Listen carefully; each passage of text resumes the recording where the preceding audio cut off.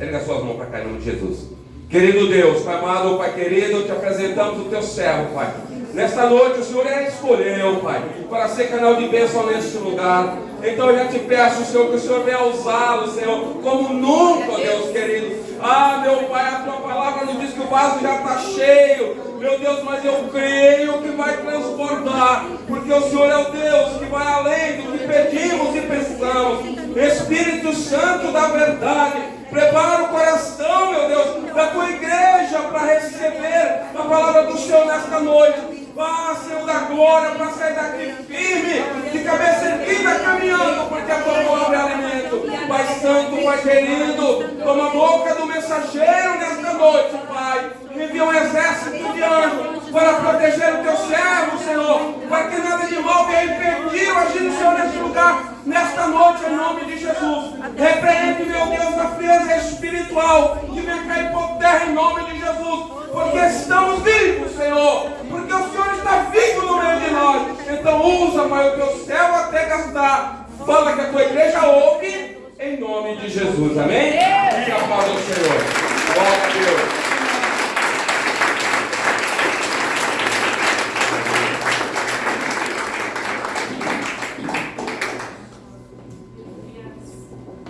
Pastor, igreja, amém? Amém. Amém. Seu assento em nome de Jesus. E abra comigo rapidamente a sua Bíblia no segundo livro do juiz profeta Samuel, capítulo de número 9. Segundo a Samuel, capítulo de número 9. Um texto bastante conhecido. E eu ia até encurtar a leitura em benefício do tempo, que hoje é a ceia, depois temos a mesa, mas eu vou fazer a leitura dos 13 versículos do capítulo 9, porque talvez algumas pessoas aqui ainda não conheçam essa história, mas eu quero te conhecer hoje, através da leitura desse texto, dessa história. Diz assim a epígrafe: a bondade de Davi para com o filho de Jonatas. 2 Samuel, capítulo de número 9, a partir do verso 1, diz assim: e disse Davi: há ainda alguém que ficasse da casa de Saul, para que ele faça bem por amor de Jonatas? E havia um servo da casa de Saul, cujo nome era Ziba, e o chamaram que viesse a Davi. E disse-lhe o rei: és tu Ziba? E ele disse: servo teu. E disse o rei: não há ainda algum da casa de Saul, para que eu use com ele de beneficência de Deus? Então disse Ziba ao rei: ainda há um filho de Jonatas, aleijado de ambos os pés. E disse-lhe o rei: onde está? E disse Ziba ao rei: eis que está em casa de Maquir, filho de Amiel, em Lodebar. Então mandou o rei Davi, e o tomou da casa de Maquir, filho de Amiel, de Lodebar. E vindo Mefibosete, filho de Jonatas, filho de Saul, a Davi, se prostrou com o rosto por terra, e se inclinou, e disse a Davi. E disse Davi: Mefibosete. E ele disse: eis aqui o teu servo. E disse-lhe Davi: não temas, porque de certo usarei contigo de beneficência por amor de Jonatas teu pai, e te restituirei todas as terras de Saul teu pai, e tu de contínuo comerás pão à minha mesa. Então se inclinou e disse: quem é o teu servo para tu teres olhado para um cão morto tal como eu? Então chamou Davi a Ziba, moço de Saul, e disse-lhe: tudo que pertencia a Saul e de toda a tua casa tenho dado ao filho do teu senhor. Trabalhar-lhe-ás, pois, a terra, tu e teus filhos e teus servos, e recolherá os frutos, para que o filho de teu senhor tenha pão que coma. E Mefibosete, filho do teu senhor, de contínuo comerá pão à minha mesa. E tinha Ziba 15 filhos e 20 servos. E disse Ziba ao rei: conforme tudo quanto meu senhor o rei manda teu servo, assim fará teu servo. Porém Mefibosete comerá à minha mesa como um dos filhos do rei. E tinha Mefibosete um filho pequeno, cujo nome era Mica, e todos quanto moravam em casa de Ziba eram servos de Mefibosete. E o verso 13 diz: morava, pois, Mefibosete em Jerusalém, porquanto de contínuo comia à mesa do rei, e era coxo de ambos os pés. Amém? Essa história aqui é muito conhecida. A maior parte de nós já ouvimos mensagens sobre ela, tem louvores que falam sobre ela também, mas só para que eu tenha certeza que todo mundo está entendendo o que está acontecendo aqui, eu vou dar um passinho para trás para poder atualizar, para que fique todo mundo na mesma página. Saul, quando ele foi escolhido como rei de Israel, ele foi uma escolha do povo, não foi uma escolha de Deus, mas Deus ele consentiu com a escolha do povo, porque o povo queria o rei.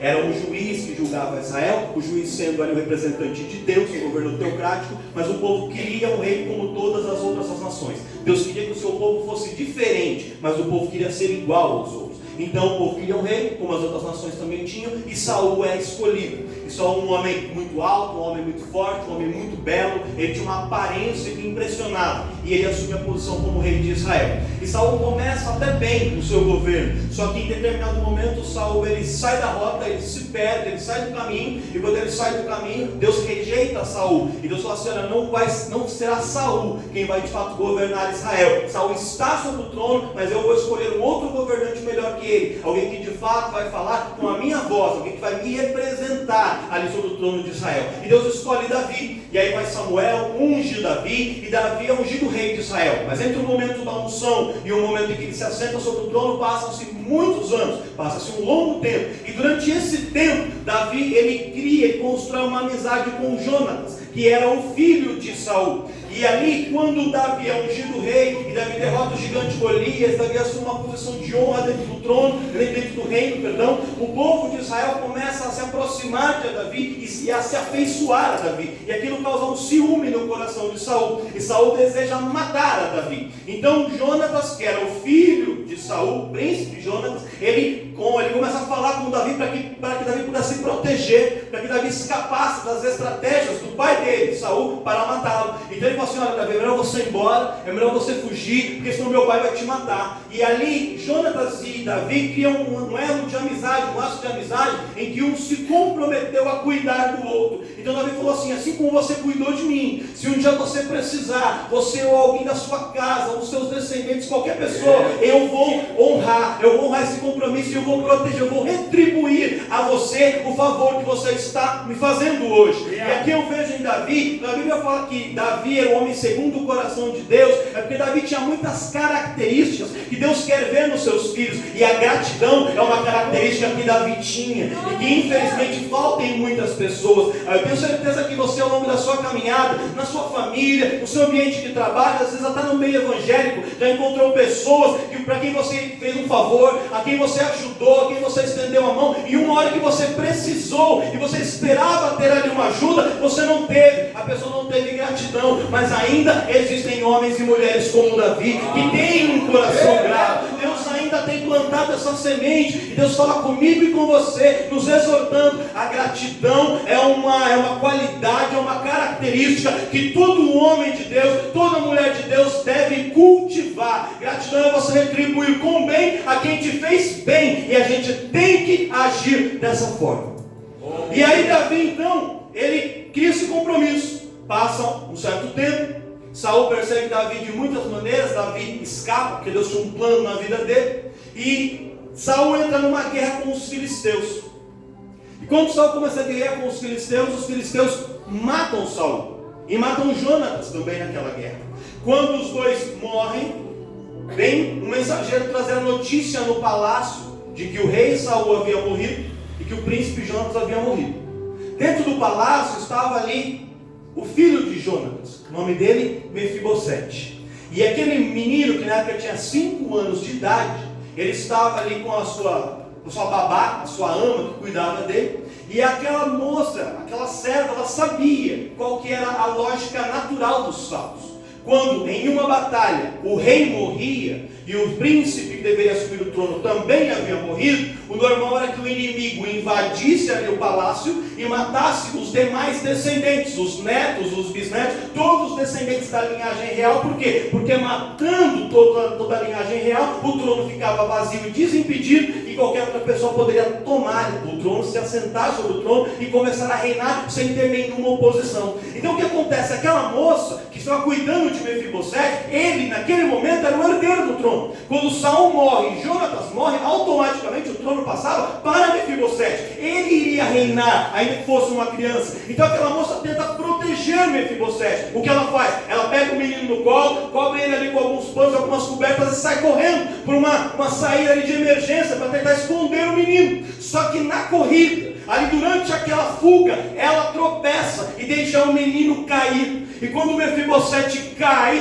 ao cair ele quebra os 2 pés. A Bíblia diz que ambos os pés do menino foram quebrados. E ali ela não tem tempo nem de acolher, nem tempo de cuidar. Ela simplesmente pega o menino caído, com os pés quebrados, enrola ele de novo ali na coberta e continua correndo, fugindo. Imagina a dor daquela criança, imagina o sofrimento dele, imagina como ele estava chorando, tudo que ele estava sentindo, sem entender nada do que acontecia. Em um momento ele estava no palácio, estava ali brincando, tendo todo o luxo, toda a vida confortável que ele sempre teve. De repente começa uma correria, ele tem que fugir, deixar tudo para trás. Ele cai, ele se fere, se machuca. Ele que nunca havia se machucado, ele que sempre era paparicado, agora estava ali com os pés quebrados e ninguém cuidando dele. Pegaram o Mefibosete, diz a tradição, e colocaram ele em uma carroça, ali numa carroça com meio de feno, de palha, de alimento para animais, para que ninguém visse. Esconderam ele ali, a carroça vai embora, levando o Mefibosete. E nesse momento em diante, Mefibosete some da história. A história para. A gente não ouve mais falar dele. Só que, mesmo que não haja um relato bíblico naquele momento, a história de Mefibosete continuava. Porque ele foi levado, não sabemos por quem, pastor, mas alguém levou aquele homem para uma terra, um lugar chamado Lodebar. E essa terra chamada Lodebar era um lugar muito pobre. Lodebar significa lugar sem verde, lugar sem pasto, terra seca e terra de esquecimento. Então levam esse menino para um lugar de esquecimento, um lugar de anonimato, onde ele fica ali escondido. Só que ele fica em Lodebar, o lugar do esquecimento, em um ponto específico de Lodebar. Que ponto? Ele fica na casa de Maquir. E o escritor bíblico é claro, dizendo: fica em casa de Maquir, filho de Amiel. E eu já ouvi muitas pregações falando sobre o Mefibosete, sobre Lodebar, mas poucas pessoas mencionam sobre o Maquir. E quem era Maquir? O que era a casa de Maquir? Por que dar essa referência tão clara? Ele poderia ser em qualquer lugar. Por que especificamente dizer algo sobre esse homem? E é importante a gente entender. Mefibosete foi para Lodebar. Ali ele estava num lugar de esquecimento, mas ele não estava sozinho. Ele estava num lugar onde a maior parte das pessoas não lembrava que ele existia. Mas Deus levantou alguém para cuidar dele no meio de Lodebar. A casa de Maquir, para quem não sabe, ela não é apenas um nome dado porque é a casa daquele homem. A casa de Maquir é como se fosse hoje uma ONG. Maquir, ele era um homem de posses, ele era um homem com uma boa condição financeira, mas que ele tinha aberto mão de viver no luxo que o seu dinheiro lhe proporcionava, para construir uma instituição, uma casa, em que ele tomava conta de órfãos, de viúvas, de enfermos e de pessoas pobres e necessitadas. Quando a Bíblia diz que o Mefibosete sai do palácio e ele vai para Lodebar, e em Lodebar ele fica na casa de Maquir, era mais ou menos dizendo que ele saiu do palácio e ele foi para um abrigo, que ele foi para um orfanato, que ele foi para uma ONG. Não era na casa de uma pessoa específica, não era na casa do homem chamado Maquir. A casa de Maquir era o nome da instituição. Então ele ficou ali onde haviam talvez outras crianças, outras pessoas pobres, outras pessoas enfermas, outras pessoas abandonadas, outros meninos órfãos assim como ele, idosos ali, mulheres viúvas que não tinham como se sustentar, um monte de pessoas numa condição totalmente deplorável, uma situação difícil, marginalizadas, colocadas à parte da sociedade. E era nesse ambiente que Mefibosete estava. Só que naquele lugar Maquir dava a Mefibosete um tratamento especial, porque Mefibosete era príncipe e Maquir sabia quem Mefibosete era. Mefibosete precisava de cuidados, ele precisava de alguém para carregá-lo. Imagina quando aquele menino chega lá com 5 anos, alguém precisou cuidar das feridas dele, alguém precisou enfaixar os seus pés para cicatrizar aquela fratura. Alguém precisou colocar remédio para poder sarar as feridas. Alguém precisava alimentá-lo, alguém precisava levar ele no banheiro, alguém precisava ajudar ele a tomar banho, a se vestir. E Deus levanta a Maquia para ajudar Mefibosete no momento da sua necessidade. Pastor, eu não estou entendendo. Vou te falar uma coisa, irmãos. Ninguém quer ir para Lodebar. Todo mundo gostaria de ficar no palácio, no lugar de honra. Mas às vezes Deus permite que a gente saia dos palácios da vida e nos manda para lugares de anonimato, nos manda para lugares esquecidos, nos manda para lugares onde a gente sai de cena, onde a gente sai do foco, onde a gente sai dos holofotes. Mas mesmo nesses lugares, o nosso Deus prepara alguém para estar conosco, para andar conosco, para cuidar de nós. Você pode estar em Lodebar, mas não está sozinho em Lodebar.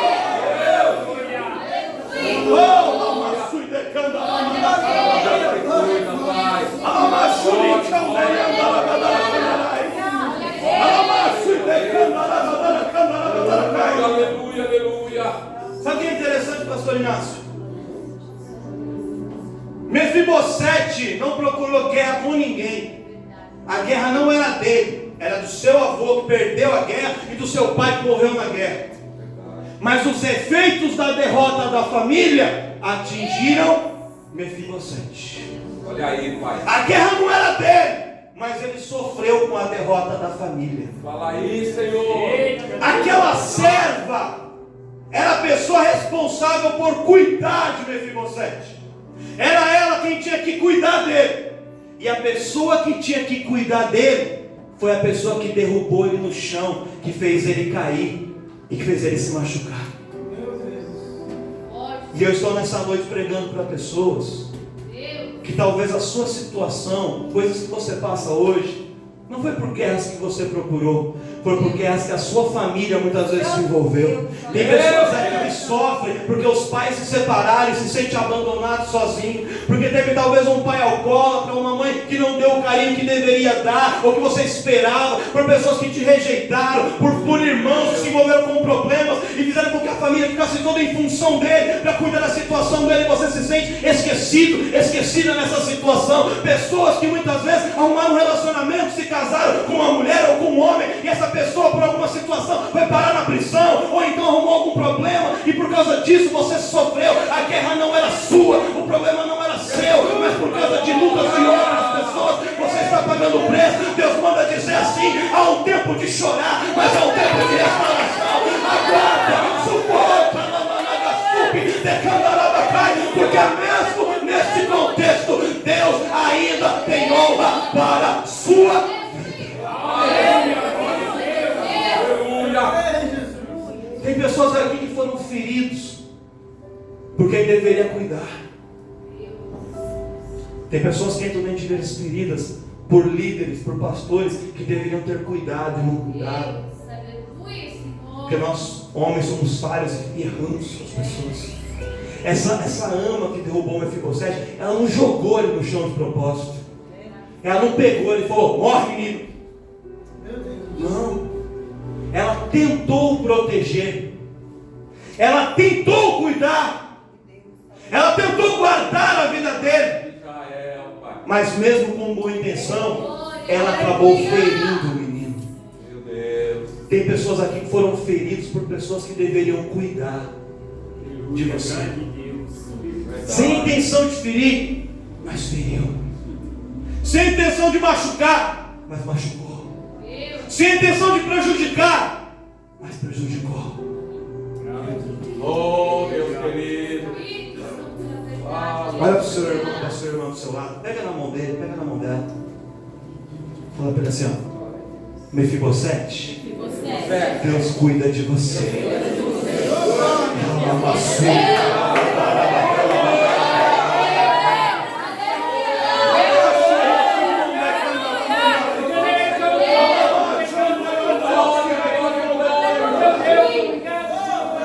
Obrigado, meu Deus. Às vezes a gente espera que a nossa proteção, a nossa ajuda vai vir de uma pessoa. Vai vir do pai, vai vir da mãe, vai vir do avô, vai vir do pastor, vai vir do professor, vai vir do chefe, vai vir do presidente da república. E a pessoa que deveria proteger é a pessoa que fere. E aí sabe o que acontece? Deus manda alguém lá de Lodebar para cuidar da gente. E a gente menos espera. A ajuda vem da onde a gente nem imagina. O socorro de Deus vem na hora que você mais precisa, onde você nem imagina. Quando aquele homem desce de Jerusalém e ele vai em direção a Jericó, e ele é espancado pelos salteadores, roubam ele e deixam ele caído no caminho meio morto, e passa ali um sacerdote. Talvez ele olhou e pensou assim: esse sacerdote vai me ajudar, ele é um sacerdote, ele vai me ajudar. Só que o sacerdote passa de largo. Aí passa um levita, ele fala: esse aí é homem de Deus, é mulher de Deus, vai me ajudar. Só que passa de largo. E aí vem aquele que ninguém esperava, vem o bom samaritano. E o bom samaritano para, ele olha, ele cuida, ele pega no colo, ele sara as feridas. E Deus manda dizer: o bom samaritano, o Maquir, está indo ao seu encontro para te ajudar. Porque talvez a ajuda não veio de quem você esperava, mas Deus vai mandar socorro para a sua vida. Aleluia. Não despreze a ajuda de alguém, porque ele não era a pessoa que você esperava que viesse te ajudar. Não despreze. Todo mundo que quer te ajudar, irmão, nunca despreze, porque você não sabe, mas aquela pessoa pode ser enviada de Deus para cuidar das suas vidas. Aleluia, glória a Deus. Imagina se o Mefibosete falasse assim: eu sou o príncipe. Quem é você, Maquir de Lodebar? Quem é você de Lodebar? Não quero nem saber de Lodebar. Um lugar insignificante. Mas naquele momento, foi essa pessoa que Deus enviou para cuidar dele. E ele passa muitos anos em Lodebar. Período longo ele fica lá. E durante todo esse tempo, Maquir cuida de Mefibosete em todas as suas necessidades. A casa de Maquir, irmãos, ela representa um período de tempo. Ela representa um lugar seguro em que Deus nos coloca para que a gente possa se recuperar de alguns traumas, de algumas feridas, de alguns machucados, de algumas situações difíceis que a gente passa. Às vezes a gente queria já estar ali no holofote, estar em cima do palco, em cima do púlpito, tá com aquela empresa. Deus fala assim: calma, eu vou te dar, mas antes disso eu preciso curar as suas feridas. Eu preciso te restaurar primeiro. Eu preciso derramar um bálsamo aí no teu coração, para que você possa estar curado. Sabe por quê, irmãos? O doente não pode curar outro doente. O doente precisa ser curado primeiro, para depois ele tratar.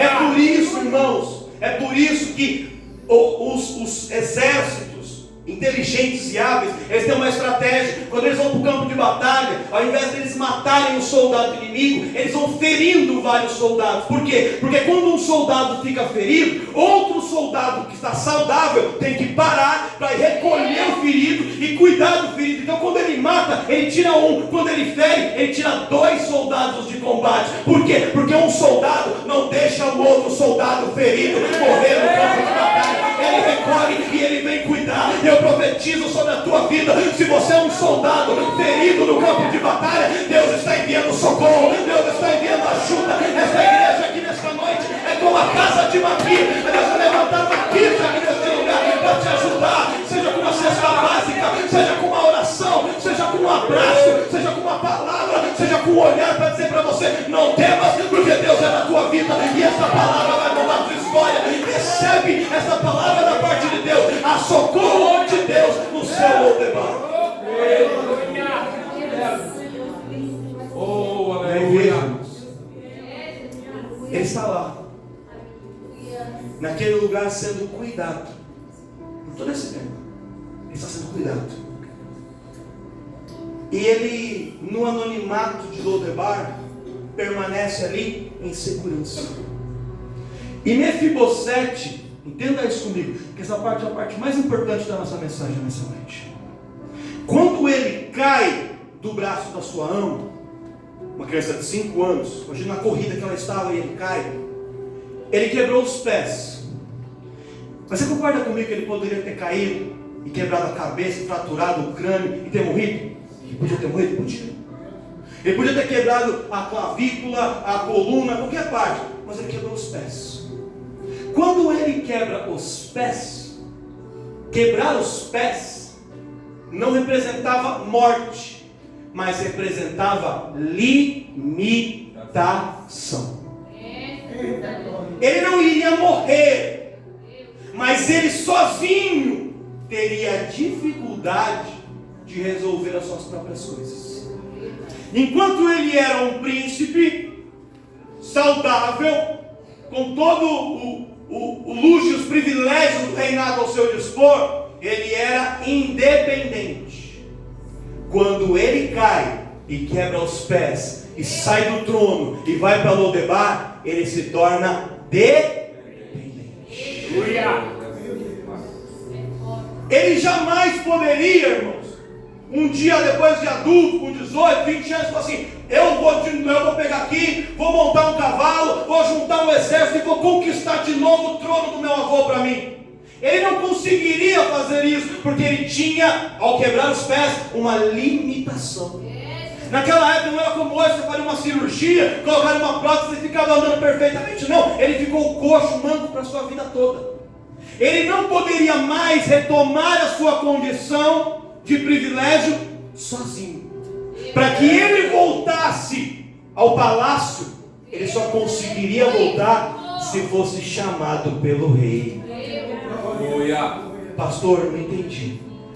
Deus permite algumas limitações na nossa vida, porque antes disso a gente acha que faz tudo sozinho, que resolve tudo sozinho, que eu vou na força do meu braço, porque eu sei, porque eu posso, porque eu tenho, é o meu carro, é a minha casa, é o meu emprego, é a minha família, porque é a minha beleza, porque é a minha inteligência, porque eu isso, eu aquilo. Aí vem uma queda no meio do caminho e a gente quebra os pés. E aí, para se levantar, a gente vê que não consegue mais sozinho, que precisa de ajuda. Deus manda Maqui para ajudar, e Maqui vai lá ajudando, e a gente vai sendo carregado por um tempo, até o momento que a gente consegue andar, mas já não anda mais como antes. O caminhar muda, a forma de andar muda, e isso é cristianismo. Quando você é cristão, irmãos, a maior parte das pessoas, antes de vir para a igreja, andavam por aí pelo mundo, achando que fazia acontecer do jeito que queria. Aí a gente sofre uma queda, é um relacionamento que não dá certo, é uma enfermidade que bate a porta, é uma porta que se fecha e não se abre mais, e a gente cai, a gente dá de cara no chão, a gente quebra os pés e vê que não consegue se levantar. Aí a gente vem para a casa de Maqui, Deus cuida da gente, envia pessoas para ajudar a colocar a gente de pé. Só que quando a gente é restaurado, a gente nunca mais vai andar como a gente andava antes. O andar muda, o caminhar muda, a forma de se mover muda, a postura muda, a posição muda, porque quando a gente anda com Deus, depois do tratamento de Deus, o nosso caminhar, ele é mudado. Jacó era enganador, enganava todo mundo, fazia acontecer, passa pelos processos que ele passa, enganado por Labão. Quando ele encontra o anjo, e ele luta e fala assim: não te deixarei se não me abençoares. O anjo luta com ele luta com o anjo vai e pega uma varinha assim, ó, tum, toca aqui no nervo da juntura da coxa de Jacó. Jacó, a partir daquele dia, sai abençoado, mas o seu caminhar passa a ser diferente. Ele nunca mais andou como andava antes, ele começou a andar diferente. Olha para o seu irmão e fala assim: Deus quer mudar o seu caminhar nessa noite.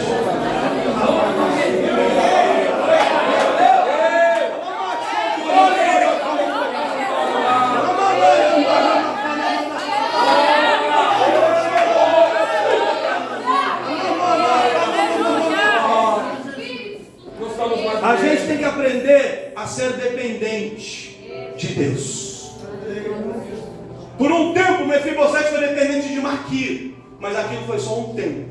Há um tempo na vida em que a gente vai depender da ajuda de outras pessoas que Deus vai enviar.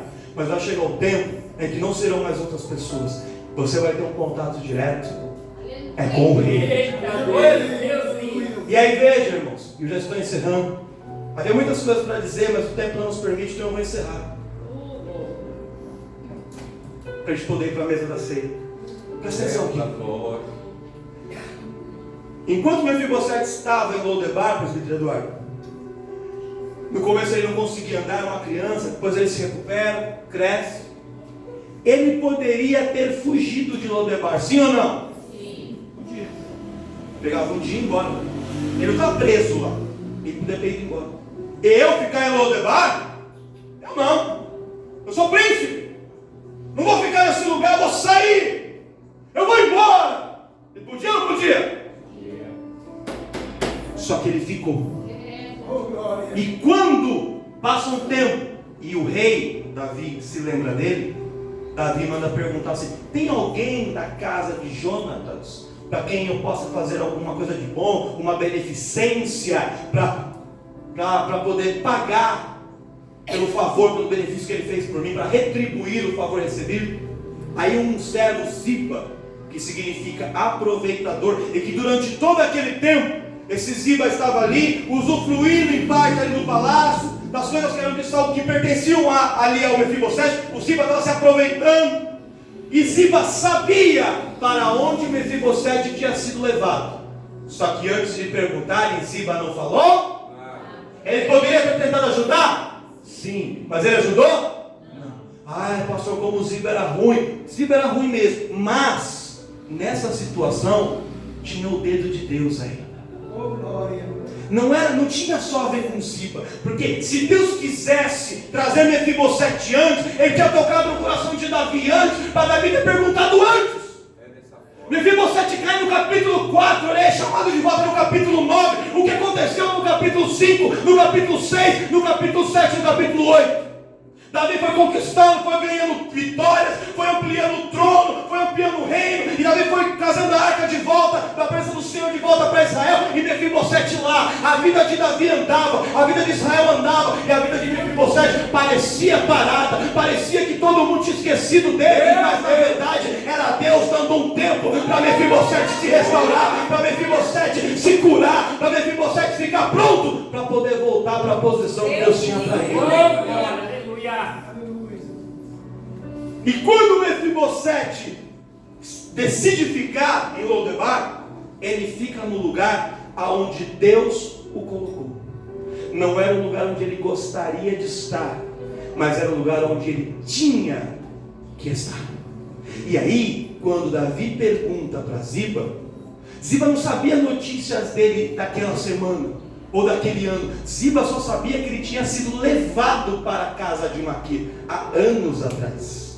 Então quando Davi pergunta, se Mefibosete tivesse saído da casa de Maquir, Ziba não saberia onde encontrá-lo. Então, como ele estava ali no lugar onde Deus o colocou, quando Davi manda chamar, Mefibosete pôde ser encontrado. Aleluia! Olha para o seu irmão e fala assim: não saia de onde Deus te colocou.